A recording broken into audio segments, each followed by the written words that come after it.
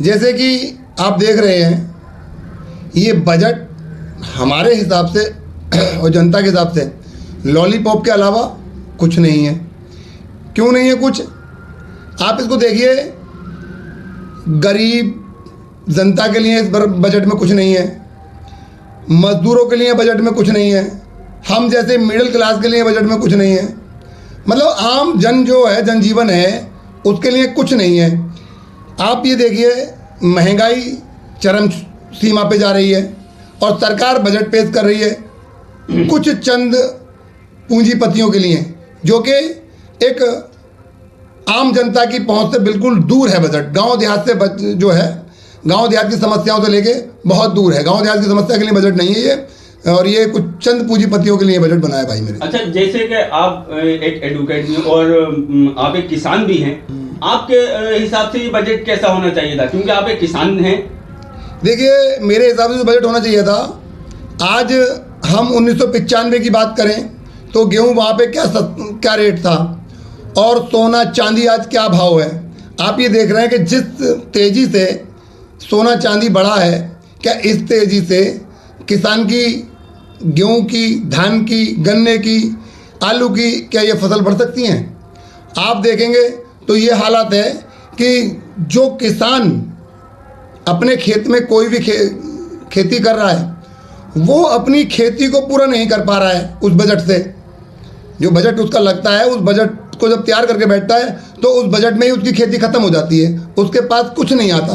वो एक कहावत है कि क्या नंगा निचोड़ेगा और क्या नहाएगा, ऐसा ही किसान का हाल है। नंगा तो नहाएगा क्या, निचोड़ेगा क्या? तो बजट में उसमें क्या है भाई? ये किसान की खेती है, किसान बेचारा खाद से आपने यूरिया की चोरी कर ली।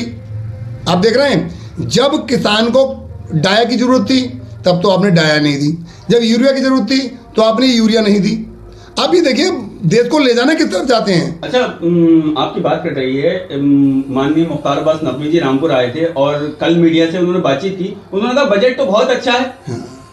ठीक है, उन्होंने बजट अच्छा है तो एक अच्छाई गिना दे बजट की, वो बस इतना है कि वो मंत्री भी रहे हैं यहाँ पे, जनता के लिए एक कोई काम गिना दें।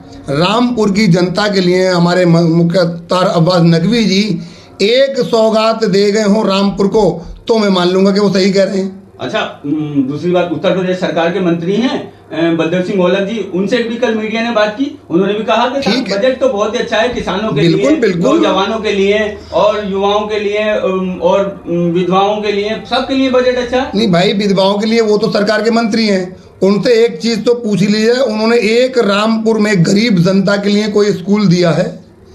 जो मजदूर है 60 किलोमीटर चल के, 50 किलोमीटर चल के रामपुर अड्डे पे मजदूरी करने आते हैं, क्या उनको कोई चीज़ दी है?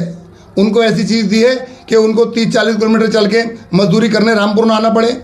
ऐसी ठंड में मुझे काम करना पड़ा था, अपने पीछे एक मैंने घर बनाया है, मैं सुबह 7 बजे जाता था कोहरे में, तो मजदूर वहाँ खड़े मिलते थे मुझे, मजदूर। तो हम लोगों को ये लगता है कि जो मजदूर शाहबाद विधानसभा 38 यहाँ से 30-35-40 किलोमीटर पड़ती है, वहाँ से बेचारे अपनी साइकिल से, बसों से टंग के यहाँ आ जाते हैं। तो जब उनके लिए आज तक बजट में जीरो है, तो ये तो सरकार ने बजट दिया किसको अच्छा है, ये बताइए मुझे। देखिए, मैंने आपको फिर वही बता रहा हूँ बड़े भाई, कि यहाँ पे गरीब जनता के लिए, आम जनता के लिए और जो मिडिल क्लास के लोग हैं उनके लिए सिर्फ और सिर्फ लॉलीपॉप है, इसके अलावा सरकार के पास कुछ नहीं है। हिंदू मुस्लिम।